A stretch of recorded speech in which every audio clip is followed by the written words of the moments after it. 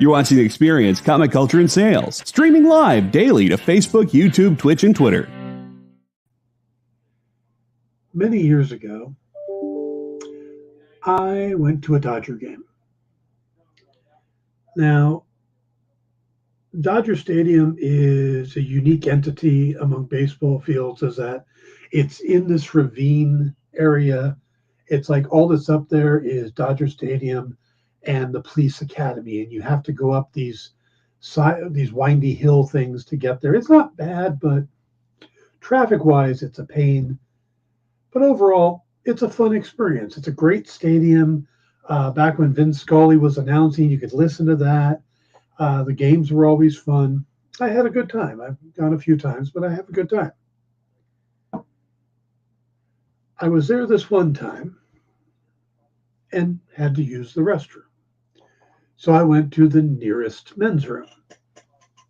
Now, I don't know if you've been to a stadium before, but in the men's room of big stadiums, they don't have individual urinals. They have troughs, these big metal trays that like a water trough, except you pee in them. And this was packed, just huge. And I am 4 or 5 back, and I'm working my way up to go to this trough to try to, do my business. And everybody's grumbling and complaining. And I got to about 2 or 3 back. And I said, if the guys in the first row would just kind of hunker down a little bit, we could go over their shoulders and save us a lot of time. You got a good laugh. One person laughed a little louder than everybody else. And I recognized him. George Lopez. And I make eye contact with him, and he nods and laughs, and all right. So a few years later, I'm watching the George Lopez show, and the guy uses my joke about Dodger Stadium, and if the guys would just hunker down a little bit in the front. I didn't see any cash for that. Stay tuned for the Dan Wickline Show.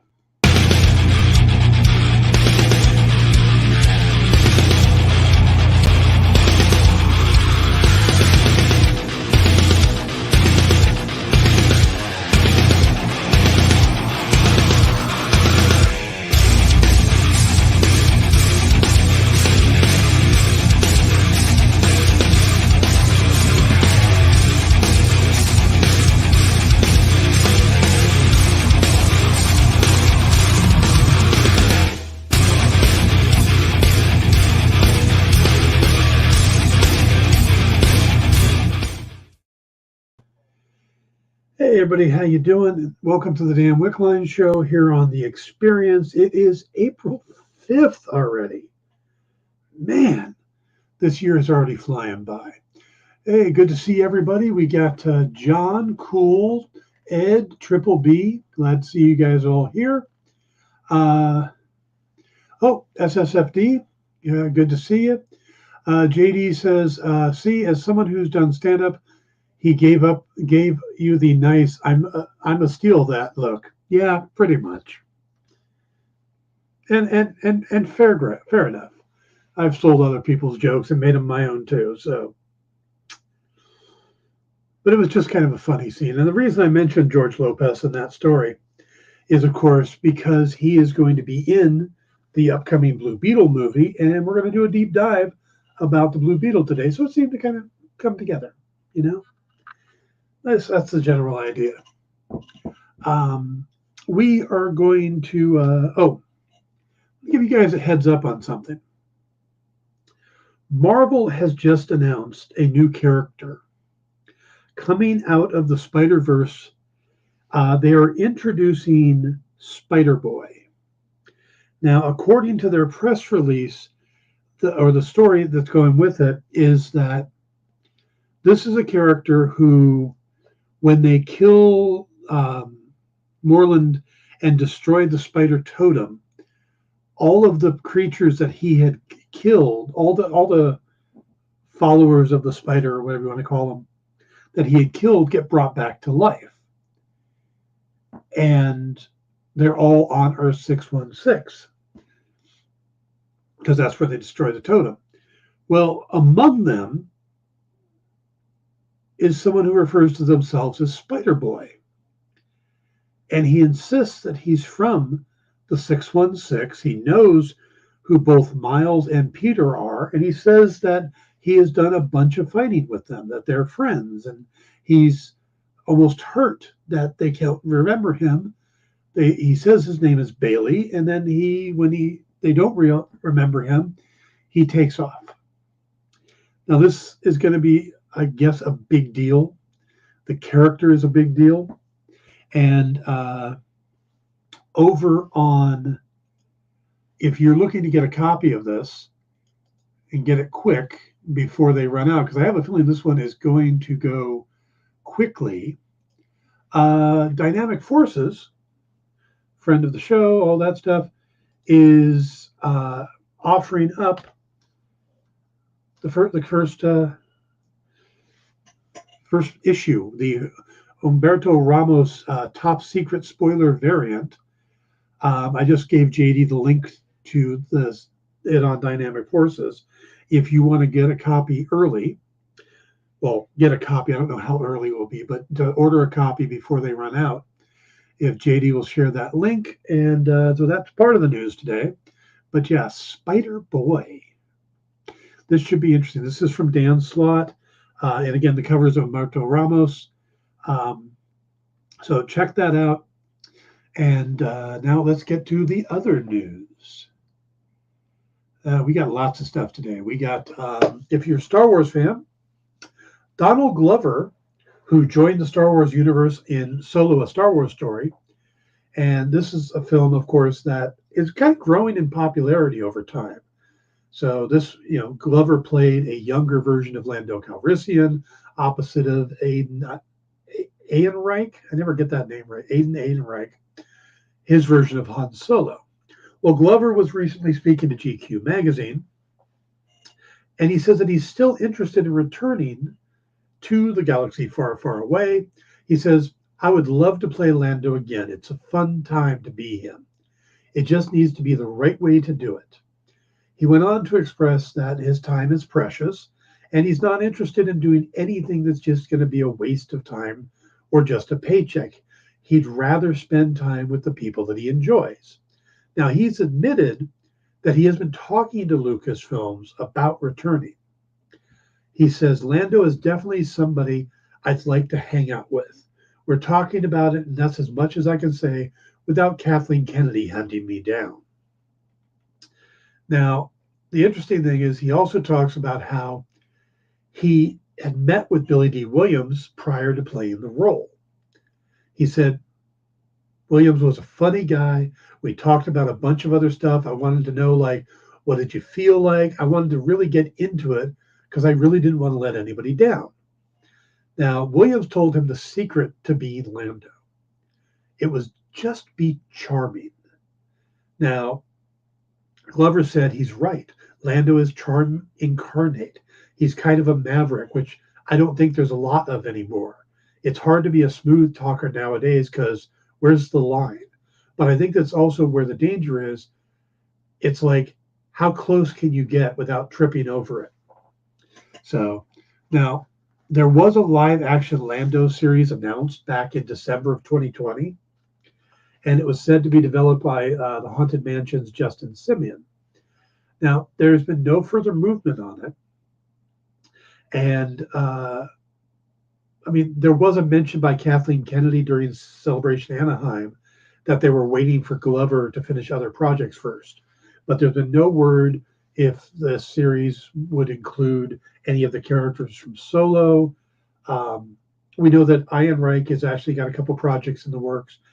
He's in the film Oppenheimer, and he's going to join the MCU in the upcoming Ironheart series, both of which are in post-production now. So I think he'll be freed up in time to do something. Sorry about that. Sinuses are acting up again. Let's see. JD says he is definitely not someone who wastes time. Leave him alone for an hour, and he's got another album out. Yeah, he is very talented, and I'd love to see him back as Lando. But I'd like to see Ian Reich back as Han Solo. I was okay with that. I know they're kind of hesitant now because of how the film did initially, but I think in retrospect, a lot of people liked that film more than they thought of at the time. So, if you're a fan of Stephen King, HBO Max has officially greenlit and ordered Welcome to Derry, which is the It prequel series, and it's coming from Andy Muschietti, Barbara Muschietti, and Jason Fuchs. Muschietti, of course, directed the two It films that came out in the last few years. He's going to be directing several episodes of the series, including the first one. Now, this will be set in the 60s and delve into the origin of Derry's curse and probably Pennywise the Clown. Now, the HBO Max show will eventually lead into the first It film, but it's not clear whether we'll see Pennywise become the main character of the prequel, or if we do, will Bill Skarsgård step in as a role again. Now, it doesn't seem like he's involved at this point. Skarsgård has said, "As of now, I'm not currently involved. If someone else gets to do it, my advice would be do it your own. Make it your own. Have fun with it." What I thought was so pleasurable about the character was how incredibly abstract he was. Hey, Canonis. In other news, Frank Grillo has told comicbook.com that he's leaving the MCU for the DCU. The actor who portrayed Brock Rumlow, aka Crossbones, in the Captain America films, has made it clear that he wasn't happy with how his character was handled, and it has led him to join up with the new James Gunn Peter Safran DC reboot. Now, reports say that he's going to be voicing a character in the upcoming Creature Commandos animated series, and Gunn has made it clear that those who voice animated characters will also play the live action roles. Now, there's no real word about who he'll be playing, but a lot of rumors suggest it might be Rick Flag Sr., but there's a couple other options too, including Dr. Phosphorus, Frankenstein's Monster, or G.I. Robot. And there was a rumor that just started today that Dr. Phosphorus is planned to appear in live action already. So that could be Frank right there. So, all right. Let's see what else we got. Oh, according to many Twitter accounts that are posting about this, including the Gaga Daily, excuse me, Joker Foiladu has wrapped filming. The upcoming Todd Phillips-led sequel will have Joaquin Phoenix reprise his titular role, while Lady Gaga has joined as Harley Quinn. Now, the film is scheduled to be released in October of 2024. But with it filming now and having just taken 3 months, where the original one took 4, fans were kind of caught by surprise about this and are really wondering, if it's already done filming, why is it going to be 18 months of post-production? You know, why is it so long until the film comes out? Now, also, we did find out that there's going to be a musical number with Joker and Harley dancing on those Bronx staircase. And this was filmed in public, so there's actually some scene or set shots of it out there. So that's how we know it's happening. But, you know, I think it's the same staircase that he danced down in the first movie. We got 2 more bits of news. Nate Moore, producer on the Black Panther films, has, I don't want to say hinted, but insinuated that the Okoye spin-off series that people have been expecting may not be in development at all right now over at Marvel Studios. Now, he told Variety recently, "We certainly talked about characters and ideas that could be Disney Plus series, But it really is about the right story and making sure we're not taking away from the cinematic experience of the franchise. I think our first love, and Kevin Feige's first love, is the cinematic experience. The movie will always take precedence, but we have had ideas of what could be Disney Plus series. Now, this slightly contradicts something that he had said back in November when he was out promoting Black Panther Wakanda Forever. He had mentioned that the Danny Gurira-led Okoye series was probably not as far along as people want it to be. Now, the Black Panther spinoff series was first announced in February of 2021, with director Ryan Coogler developing it as part of a 5-year overall exclusive television deal that his production company, Proximity Media, had made with Disney. Now, Guerrera recently reprised the role of Okoye in Wakanda Forever, which marks her 5th time playing the character. Now, in 2022 film, Okoye is stripped of being the general of the Dora Milaje, and this leads her on a redemptive journey that culminates in her donning the Midnight Armor, or Midnight Angel armor. And that's kind of what people think the new series would be her out there helping people in the Midnight Angel armor, and possibly being joined by the other character that wore it, who I can't remember the name of right now. But so it sounds like that they don't actually have this in production right now. It could happen, but it doesn't sound like it's moving forward very quickly.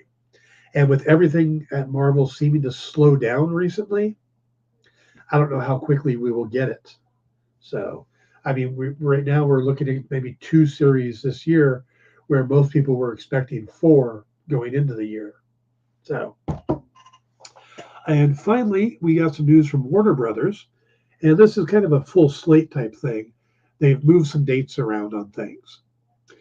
First up is James Wan's Aquaman and the Lost Kingdom, which was originally planned to be released on Christmas Day. It's now moving up 5 days and going to be released on Wednesday, December 20th, and which will put it up against Sony's Ghostbuster sequel. And then on that Friday will be the release of Mitigation from Universal.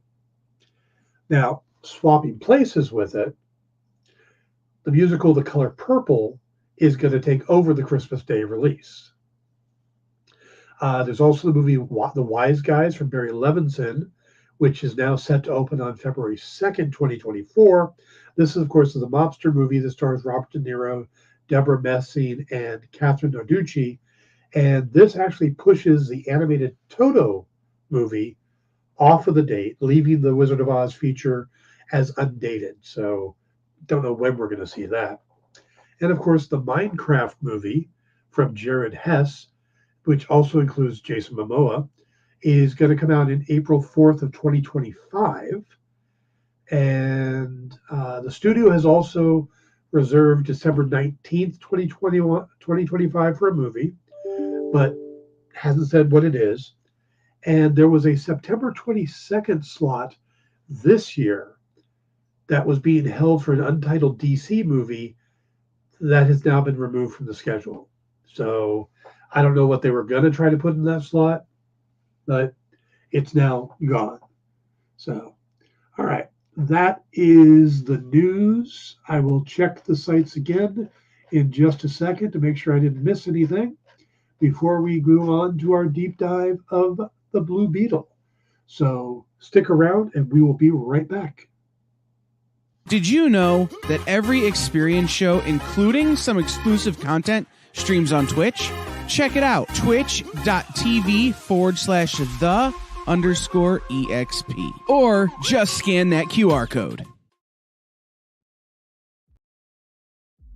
What if Hans Gruber from Die Hard had to battle the Joker from Batman the Animated Series in a dance battle? Or who would win in a race between Baby from Baby Driver and Snidely Whiplash?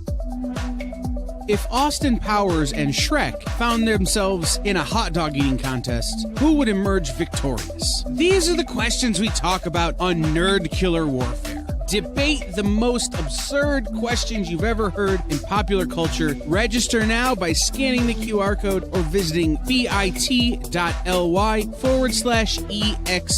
casting. Comic Collectibles is here for you every Wednesday with AR Comics for two very important reasons: to sell you rare, one-of-a-kind comics that you'll love, and to confuse AR with old man talk. You see, Rex and John are, how should I put this, ancient as the roots of the mountains. So every week, Rex and John fill in AR in yet another area of pop culture that he missed because he's too young, just didn't have the time, or just really doesn't care about. It's a real public service they provide. Come buy some super rare and unique comics, while old men explain long-dead sci-fi shows to a younger man making that confused puppy face. Every Wednesday from 6 to 8 Eastern with Rex, John, and AR Comics. Comic Collectibles on The Experience. Comic culture and sales.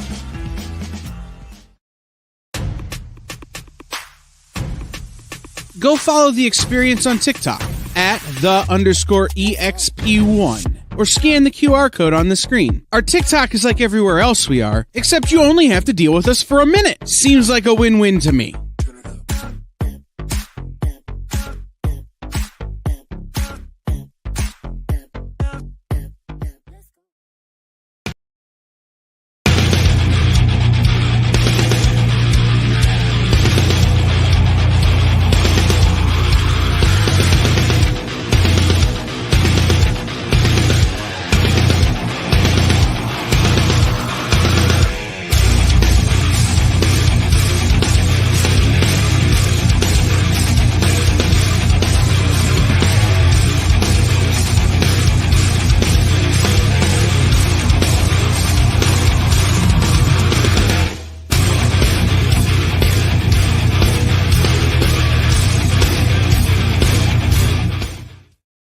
Everybody, welcome back to the Dan Wickline Show here on The Experience. We've got a great lineup for you today. Right after this is Comic Collectibles with Rex and John. And then following that is going to be our trivia show where with Chuck Pina, where you can win a box of really cool stuff. And then on after that will be 360 Comics, and then we follow it up with Kicking It with Henri. So we got a huge lineup today. You're going to want to stick around for all of it because you never know what's going to happen on this channel. How many of you got a chance to watch the trailer for Blue Beetle yesterday? Hey, Backwoods. For me, this was kind of a forgotten movie in a lot of ways. You know, I knew it was out there. I knew it was one of the 4 movies DC had coming out. But I also knew that, like Batgirl, it was planned for an HBO release, not for theatrical. So when that happens, you kind of get the idea that maybe this is not going to be a big budget film. Maybe this is not going to be as theater ready as we'd hoped.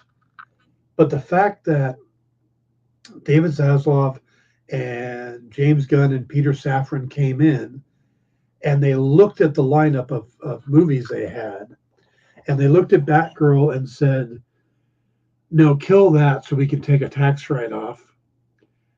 And then they looked at Blue Beetle and went, no, let's put that in the theater.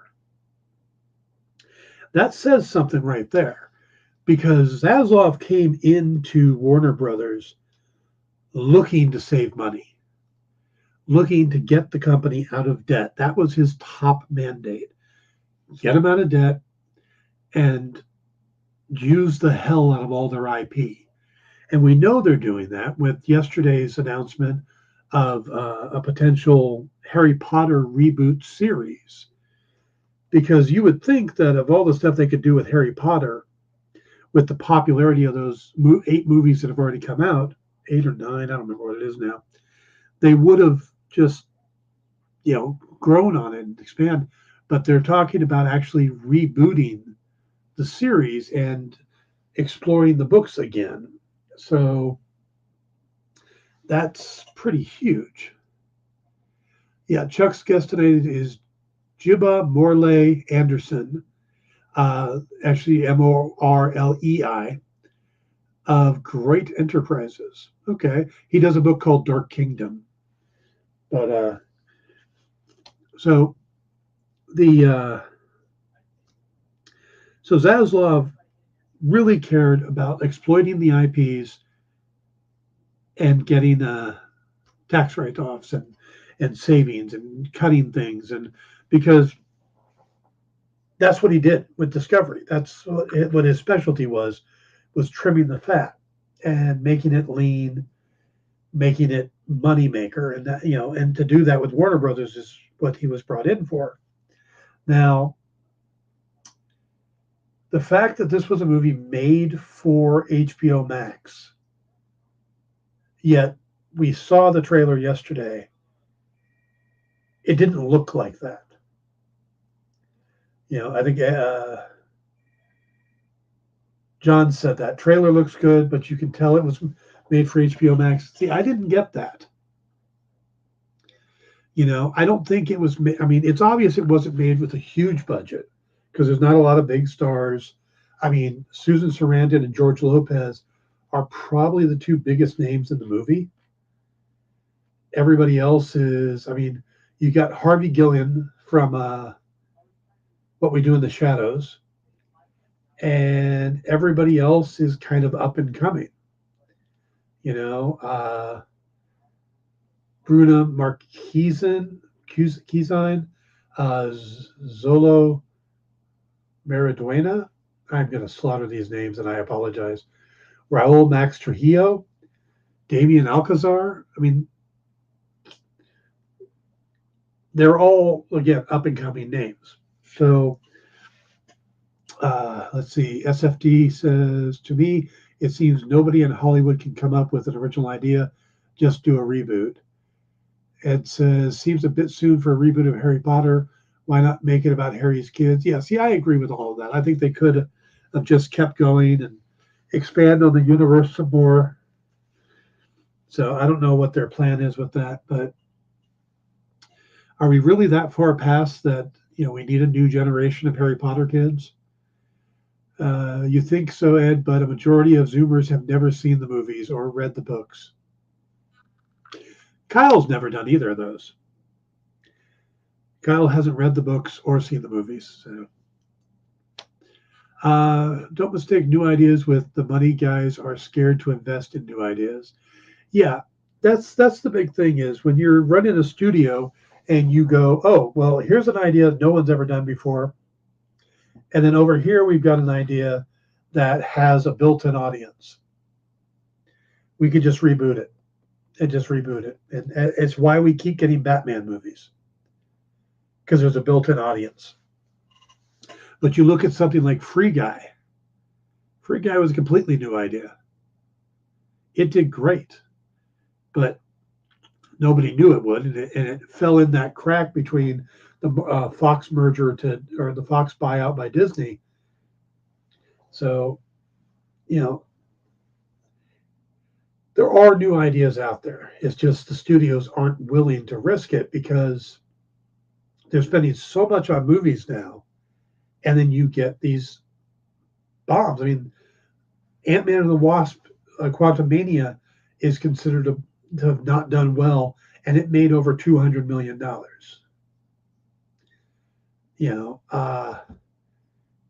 Shazam! Fury of the Gods is considered an ultimate bomb. And they spent $100 million on it, $150 million plus advertising, stuff like that. So, and those were things that had built-in audiences.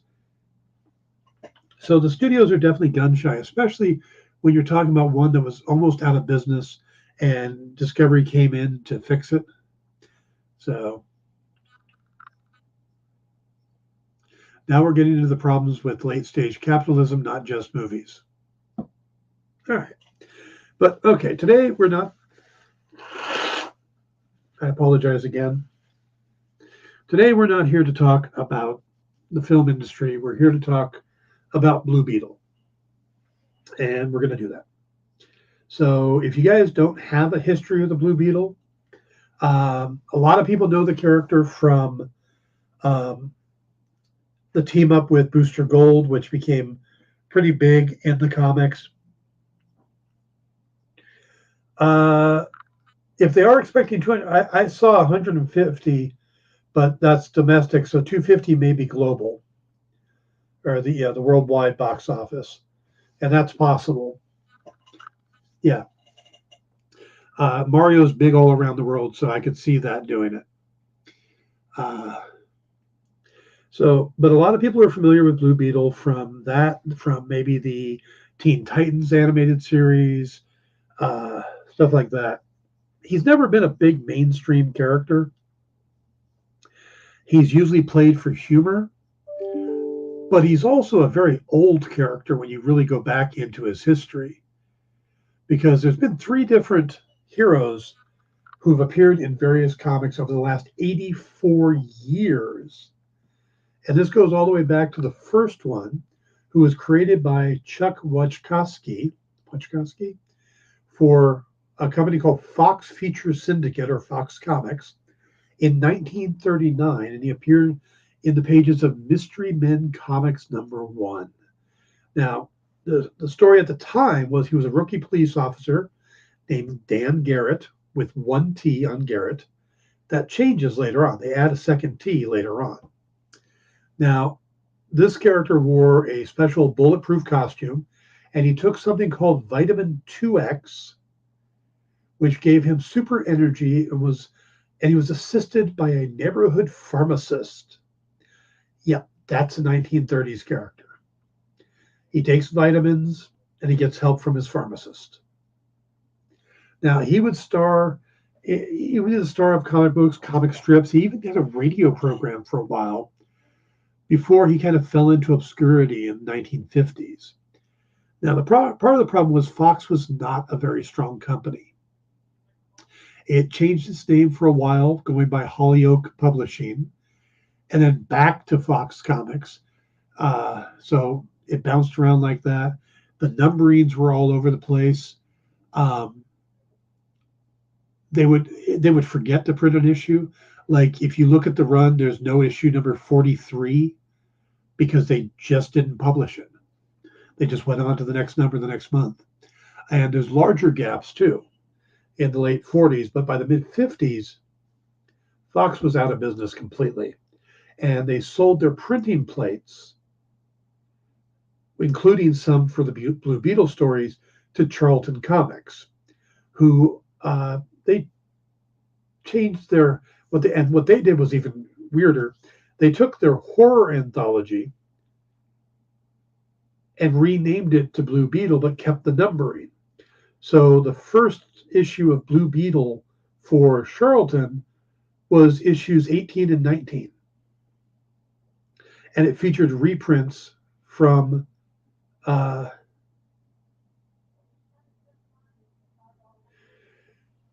Caleb says, question about the Spider Boy. What's the difference in the second printing and the spoiler variants? That I don't know.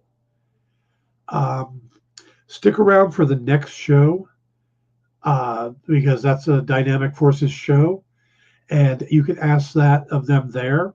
And I know that they are also, I think they have a copy that they're going to be talking about on the show too. So Caleb, save that question for them. That'll be coming up right after this. So, but it went 2 issues of reprints, and they did 2 issues of new stories of Blue Beetle. And then after that, they changed the name again to Mr. Muscles, and it became a completely different series. So that was just how the 50s were, publishing all over the place. I mean, in the 60s, it wasn't much better. The Avengers came about because they couldn't get Daredevil done on time, and Marvel couldn't risk not putting a book out that month, or they would lose that slot that they had with the distributor. So they rushed the Avengers out while they still continued to work on Daredevil. Okay, moving on. In 1964, began a new Blue Beetle series, and they changed the hero to being a university professor, and that's when they added the second T to his last name, Garrett. Now, his origin and source of power changed as well. Now, instead of drinking vitamin 2X, he gained possession of a mystical Egyptian scarab that granted him superpowers. Now, this scarab continues through the character from going forward. So that's an important thing. Now, the new Blue Beetle, he got about 5 issues.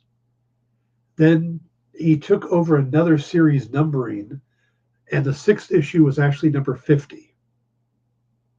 And it ended with number 54. So you can see it's totally all over the place when you get back into those days. Now, these were written by either Joe Gill or Roy Thomas and had art by either Bill Fraccio or Tony Talarico. Now, I'm not familiar with any of those people other than Roy Thomas, but, again, 1960s. In 66, Charlton decided to give the character to a guy named, what was his name? Oh, yeah, Steve Ditko. Ditko, of course, being creator of Spider-Man and Doctor Strange, along with a bunch of characters for DC like the Creeper and drawing a blank. But yeah, he created the new Blue Beetle in the pages of Captain Atom. Yeah, Steve Ditko, not familiar with that name. So he first appeared in Captain Atom number 83, and he got this whole new origin and stuff in 83 through 86. The new Blue Beetle was Ted Kord, who tied into the old one because he's a student of Dan Garrett. So Garrett's now a professor, Ted Kord's a student, and Garrett is apparently killed, and Kord takes over the role as the Blue Beetle. But the problem is that Kord couldn't get the scarab to work for him. So he uses his family wealth to invent gadgets that he needs to fight crime. Now, Ditko would get to do the new Blue Beetle series in 1967, but it also only lasted 5 issues as the whole Charlton action line of characters just stopped. They ceased publication altogether in 1968. Yeah, Question. That was the other one I was trying to think of. The Question, and of course, Mr. A, which was, he created the Question and then left DC and went and just created Mr. A, kind of his, second version of the Question. Now, so they stopped publishing in 1968, and the lineup was completely dormant for 15 years until it was bought out by DC Comics in 1983. Now, this is a fun bit here. Alan Moore was the first one to go after the Charlton characters over at DC. And what he wanted to do was basically the Watchmen, but he wanted to do it with the DC character, with the Charlton characters. So it would be the Question, Blue Beetle, Peacemaker, Captain Atom, Nightshade, and Peter Cannon, aka Thunderbolt, to tell the story. But he was told no, that he couldn't do that. They had other plans for the characters. So he took his pitch and he made some minor changes. And instead of the Question, he created Rorschach. Instead of Blue Beetle, he created Night Owl. Peacemaker became the Comedian. Captain Atom became Dr. Manhattan. Nightshade became Silk Spectre. And Peter Cannon became Ozymandias. And there isn't a time that I don't think, how cool would it be to actually see somebody redo the Watchmen with the original characters in mind, just to see how that would have played out. Now, the Charlton characters ended up being used in Crisis on Infinite Earths. They were introduced into the main DC universe there by it being its own little planet, just like Captain Marvel was its own little planet. And, of course, Crisis merged everything together. So by the end of it, they were just part of the DC universe at that point. And from there, Blue Beetle would, gain some traction. He would partner up with Booster Gold. He would join the Justice League in the Detroit era or the Wahaha era. And he was even part of the team that tried to stop Doomsday before he killed Superman. He would be around for quite a few years, and eventually when Infinite Crisis came about, it was just before that Ted discovered that Maxwell Lord was leading this new version of Checkmate and collecting data on every metahuman on the planet. And when this was discovered, and then discovered that Lord actually had powers, he captured Cord and executed him with a single bullet to the head. Well, one of the things Cord had been doing before he got killed was examining the Scarab and trying to figure out how to make it work. And he had actually taken it to the Rock of Eternity to talk with the wizard Shazam. And when he didn't come back, something ended up happening, and the Scarab got knocked out of the Rock of Eternity, ended up in El Paso, Texas, where a native there named Jaime Reyes discovers the Scarab in a vacant lot. And unlike Cord, who couldn't get it to work, and Garrett, who could only tap into part of its power, the Scarab completely fused to Reyes as he slept. Now, he would get pulled into the Infinite Crisis battle against Brother Eye, and he learned how to use his suit on the fly with help from Booster Gold. He would go on to become a member of the Teen Titans, and he got his own series for a couple years. And he was created by, originally, it was interesting, they were paralleling Infinite Crisis and his own series launch. So he appeared in Infinite Crisis, and then boom, he had his own series the same week. And so the character was designed by Cully Hamner, written by Keith Giffen and John Rogers. Giffen, of course, being the driving force behind the character being Hispanic, the character being based in El Paso, all of that stuff. And the series ran for 17 issues in the early 2010s. The Scarab had quite a bit over the years as well. The original artifact was magic, but later it was retconned to be a weapon of war from a group called the Reach, which was an ancient race of cosmic marauders. The Reach were defeated by Guardians of the Universe and forced into a truce. So there's this big battle between the Guardians and the Reach. Now, the Reach changed their tactics. It's becoming starting to pose as benevolent benefactors, and they would give the Scarab as a gift to the champion of each world. But the truth is, the Scarab would eventually kind of take over the mind of them, of the champion, and they would use that to take over the planet. The Scarab has a name. It's based off of its serial number and goes by Kaja Da. But more recently in the DC universe, in the Rebirth, Ted Kord is alive again and is working with Reyes to figure out the Scarab tech, but Dr. Fate appears and tells Kord that the Scarab is actually magic. So, I don't know. It's all confusing, but you get a gist of it. We're going to get the character of Carapax, which is a long-running villain from all the way back in the Dan Garrett era. And he's a guy who basically gets his mind trapped into an indestructible robot. This is played by Raul Max Trujillo. We haven't seen the robot or the armor suit in the trailer, but I think there's a good chance we'll get it because they do like to put characters up against people of equal power. Susan Sarandon is playing Victoria Cord, the CEO of Cord Industries, the older sisters of Ted. And she isn't necessarily a villain in the comics, but here it does seem like she's going to be the bad guy. They've also moved it from El Paso to Palmera City because I think DC is leading into the whole idea that they're going to have the fake city names or the made-up city names, like Gotham and Metropolis are going to lean into that. We see Big Belly Burger, which of course is from the comics, also the Arrowverse, and it's just a regular thing that pops up in anything DC. Also, we get to see both Dan Garrett and Ted Kord's suits in the underground lair they're in, and there's a third mannequin without a suit on, So maybe there is a third Beetle, or maybe Ted is still around using the third suit, which then makes you wonder who's going to play Ted.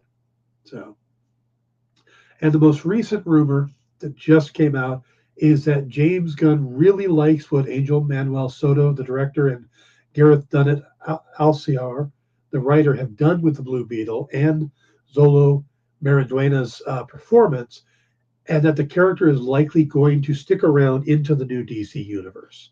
So seeing this movie is going to be important. So, all right, we're going to be right back after a short commercial, and we're going to blast through some key issues. So we'll be right back. Why was Princess Zelda sad after watching a bunch of YouTube videos? She couldn't find the link in the description. We'll stop if you subscribe to our YouTube channel. It's super easy. Click subscribe and click the bell when you do. And thanks for supporting the EXP.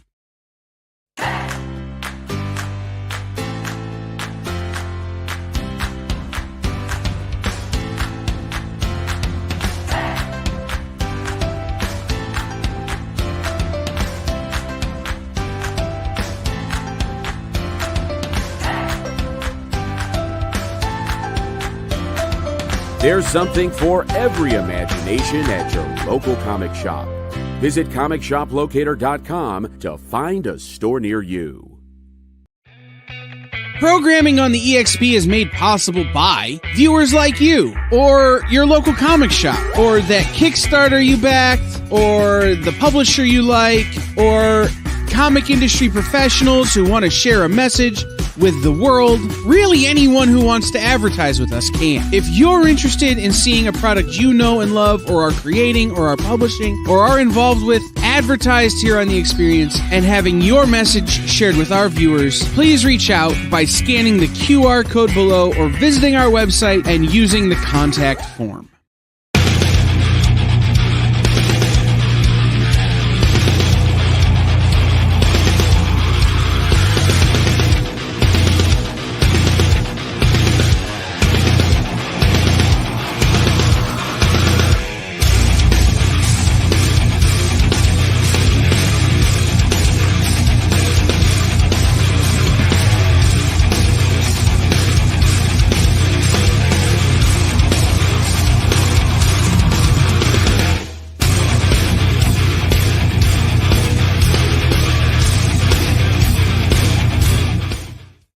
Hey everybody, welcome back to the Dan Wickline Show here on The Experience. Please hit the like and subscribe buttons down there.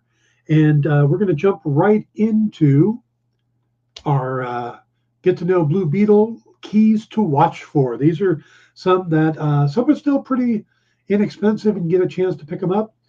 You can add them nice to your collection before they skyrocket, but we're going to start with one that is definitely not inexpensive. This, of course, is the first appearance of Dan Garrett as Blue Beetle. From Fox Comics, this was Mystery Men #1 from 1939. High-end version of this is going to cost you about $15,000. Low end, probably a little over $3,000. Medium range is about $1,000 for a reader copy. It's going to be about $1,000. From there, we go on to the origin of Dan Garrett, Blue Beetle. This is from Blue Beetle #6 in 1941. It's going to run you about $1,200 on the high end, $400 for a median copy. You might be able to find one for $120, but it definitely won't be slabbed. So after that, we go to Blue Beetle #1, where it's his first Silver Age appearance and his origin, which is slightly changed. This is where he gets his scarab. This was from Charlton Comics, the first Charlton one. High end on this is about $350. You might get one for about $35 on the low end, but it's more likely going to be about $125. Now, this is the Captain Atom comic #83, where Ted Kord becomes the Blue Beetle. This was from 1966. High end on this one's about $400. Medium range is about $120. You might be able to find a reader copy for about $35, but you're going to have to really look around. This, though, is a good deal. This is the Charlton Bullseye #1, and this is where they reintroduce the Question and Ted Kord as the Blue Beetle. So this is where they really started trying to get their whole line of Action Comics together. Top end on this one's only $35, and you might be able to find one for $9, $10 in the middle, even a low end one for about $3. This is a good thing to look for, add to your collection. Also, Crisis on Infinite Earths #1. Now, this is the prices they had listed. This is, of course, Blue Beetle and the rest of the Charlton's characters' first appearance in the DC universe. It's listed as only being worth about $10 on the high end. That doesn't sound right to me, but this is what the site had. Median $2, low end $1. That just sounds crazy to me. So I would definitely, if those prices are true, I would definitely grab them. Justice League #3. This is where Booster Gold and Blue Beetle end up meeting with the Justice League and becoming part of the team. So another one that's low end, $3 on the high. I mean, come on. Median $2, and you pick it up for $1. I would definitely look for this one because I think those numbers are, if they're right, they're really low. All right, what else we got? We got Countdown to Infinite Crisis #1. This was the death of Ted Kord. And this is another one, just super low prices there, $3 for the high end. Again, I think that might be wrong. It might be something wrong with the site, but I would definitely look for this because the death of Ted Kord, it leads into Jaime Reyes taking over, which happens in Infinite Crisis #3. Now, this isn't the first appearance of him as Blue Beetle. This is where he finds the Scarab, and it's his first appearance as him. High end on this is $20, median's about $8, low is about $2. This one is definitely worth picking up because I think the movie is going to do well. Also, we got Infinite Crisis #5. Now, this is a variant cover. There's two covers for this one. This one has Blue Beetle on it, but this one is the first appearance of Jaime Reyes as Blue Beetle. High end on this is about $50.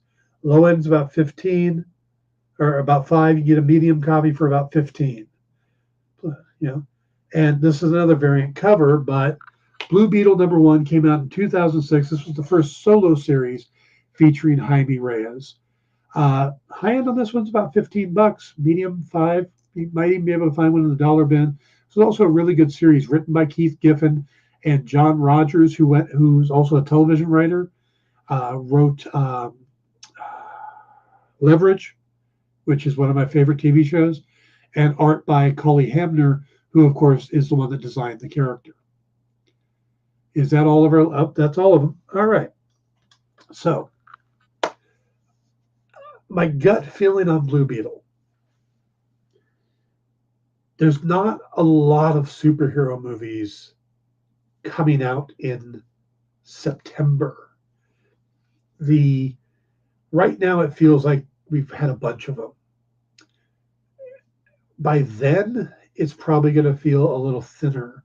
September is not a month that a lot of big movies come out. So I think, and with the trailer they put out, the draw for the Hispanic community,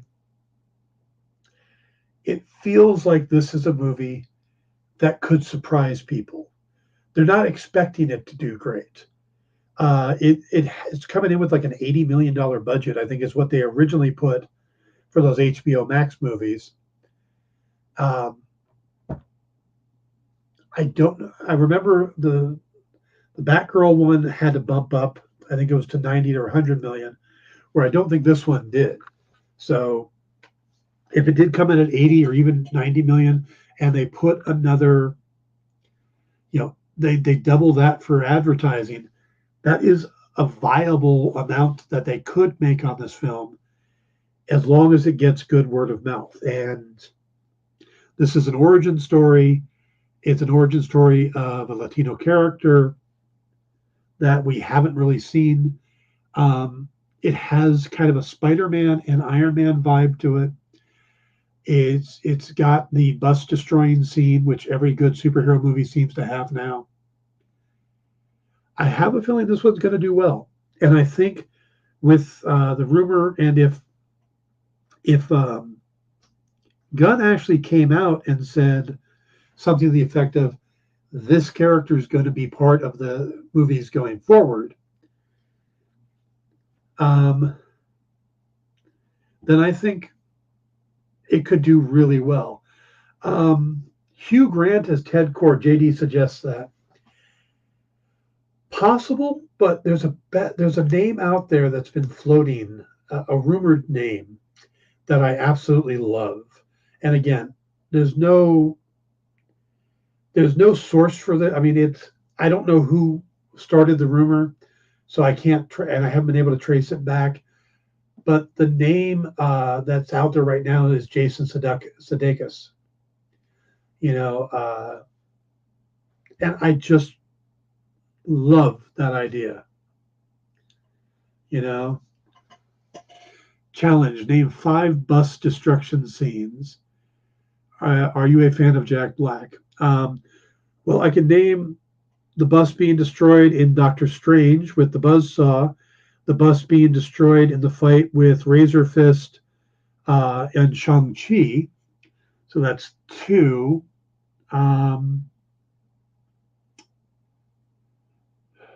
Wasn't there another one recently where a guy stood in front of a bus and it slammed into him? And that's how he stopped it.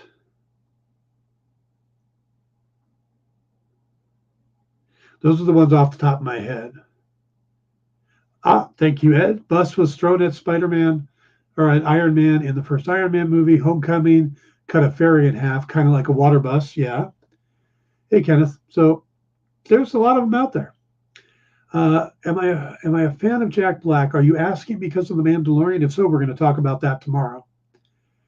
Superman had to catch a bus that Zod and Non threw at him. See, buses, they're just never ride the bus. A noble attempt. Thank you, Caleb. All right, guys, that's going to wrap the show up. Remember, stick around for Comic Collectibles with Rex and John. And if you haven't seen the cover with Spider-Boy on it, they're supposed to have one, or at least the cover that. So definitely stick around. I am, but I wasn't going to mention Mando. Yes, that's why I was asking.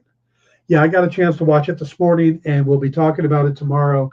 It was a very interesting episode. So, plus, I'm a film noir junkie, so I love it. Thank you, Canonus. Thank you, Triple B. Glad you guys could all show up. And please hit the like, subscribe buttons on the way out. And we'll see you guys tomorrow for Mandalorian Talk. Good night. Do you remember what it was like when you were a little kid and you got a letter in the mail? Now imagine that letter was filled with information about your favorite shows, pop culture questions, links to things you're going to want to see later, and even sneak peeks at upcoming programming here on The Experience. That's what the EXP mailing list is. Every week, we send you sneak peeks, information, and all of the relevant links for all of the shows you want to see. Sign up now on our website or scan the QR code that's on your screen right now.